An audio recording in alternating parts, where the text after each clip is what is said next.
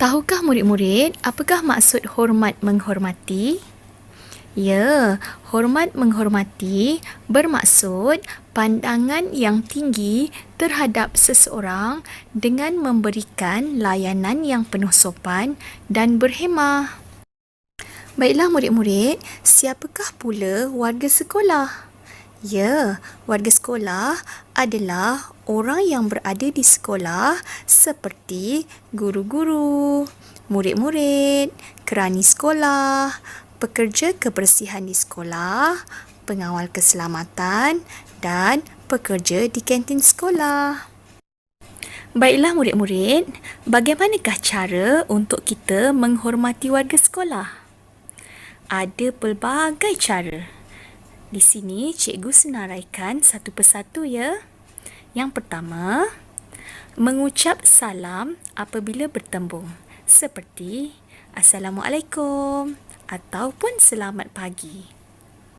Yang kedua, bertutur dengan sopan.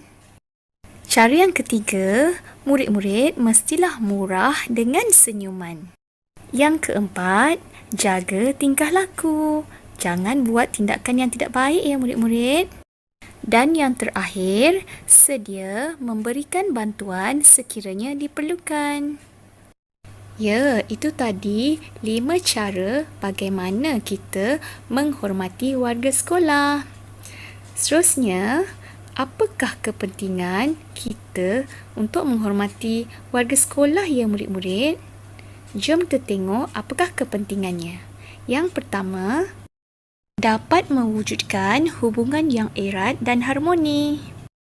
Yang kedua, dapat memudahkan urusan.